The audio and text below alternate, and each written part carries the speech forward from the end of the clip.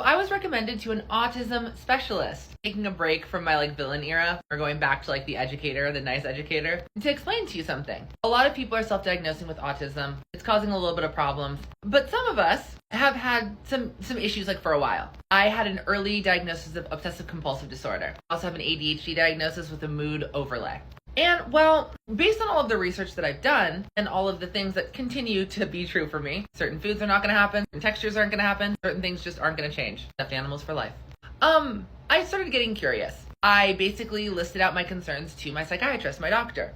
I went in today and I'm like, he's probably just going to say that I'm being crazy. There's no way that I'm on the spectrum. And he actually recommended me to a specialist for testing. I just wanted to say this because of two reasons. One is that I know self-diagnostics are very popular on TikTok. However, sometimes it really is as simple as just emailing your doctor, going in for an appointment, and if it looks like autism, they might actually refer you to a specialist. With that said, I own my own business. I have good health insurance. I know it's not that easy for everyone. So if getting a diagnosis is hard for you, I understand that. And I very well may not be on the spectrum whatsoever. But it's something that I definitely want to cross off my list of things to make sure, right? So for those who are wondering, there's nothing embarrassing about being on the spectrum. My best friends are on the spectrum. Looks like I am now being tested for being on the spectrum because apparently I've raised a couple red flags.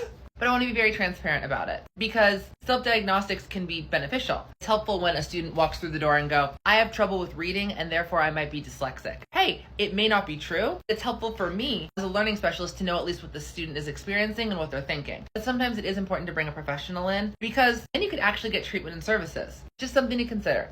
Stay along for the journey. More villain era coming soon. Probably not. Not gonna lie to you. I could only pretend to be mean and a baddie for so long before I have to just naturally go back to being a nice person. So anyway, I hope this helps.